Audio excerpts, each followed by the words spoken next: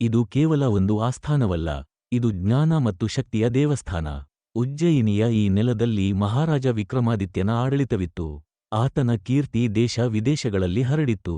ನವರತ್ನಗಳ ಬುದ್ಧಿವಂತಿಕೆಯಿಂದ ಬೆಳಗುತ್ತಿದ್ದ ಈ ರಾಜಸಭೆ ನ್ಯಾಯದ ಪರಮೋಚ್ಚ ಸಂಕೇತವಾಗಿತ್ತು.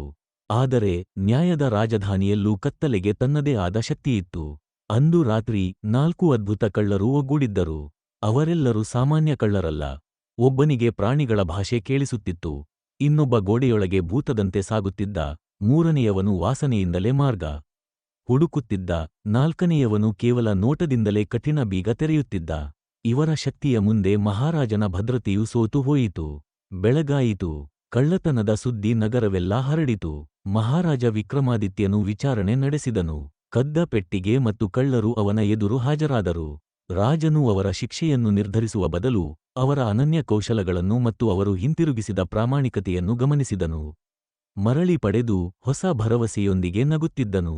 ಇದು ಕೇವಲ ಶಿಕ್ಷೆಯಲ್ಲ, ಇದು ಪರಿವರ್ತನೆ, ಪ್ರಾಯಶ್ಚಿತ್ತ ಮತ್ತು ಶಕ್ತಿಶಾಲಿ ನ್ಯಾಯದ ವಿಜಯ. ಕಥೆ ಇಲ್ಲಿಗೆ ಮುಗಿಯಲಿಲ್ಲ. ಮಹಾರಾಜ ವಿಕ್ರಮಾದಿತ್ಯ ಮತ್ತು ಈ 4 ಅದ್ಭುತ ಕಾವಲುಗಾರರು ಮುಂದೆ ಎದುರಿಸಲಿರುವ ಅತಿದೊಡ್ಡ ಮಾಂತ್ರಿಕ ಯುದ್ಧ ಯಾವುದು? ಶತ್ರುಗಳ ಗುಪ್ತ ಸಂಚನ್ನು ಇವರು ಹೇಗೆ ಭೇದಿಸುತ್ತಾರೆ? ಈ ರೋಚಕ ಕಥೆಯ ಮುಂದಿನ ಭಾಗವನ್ನು ತಪ್ಪದೇ ನೋಡಲು ಈಗಲೇ ನಮ್ಮ ಚಾನೆಲ್ಗೆ ಸಬ್ಸ್ಕ್ರೈಬ್ ಮಾಡಿ ಮತ್ತು ಪಕ್ಕದಲ್ಲಿರುವ ಬೆಲ್ ಐಕಾನ್ ಒತ್ತಿ. ಈ ವಿಡಿಯೋ ಇಷ್ಟವಾಗಿದ್ದರೆ ಲೈಕ್ ಮಾಡಿ ಮತ್ತು ನಿಮ್ಮ ಸ್ನೇಹಿತರೊಂದಿಗೆ ಹಂಚಿಕೊಳ್ಳಿ. ನ್ಯಾಯದ ವಿಜಯದ ಮುಂದಿನ ಅಧ್ಯಾಯಕ್ಕಾಗಿ ಕಾಯುತ್ತೀರಿ.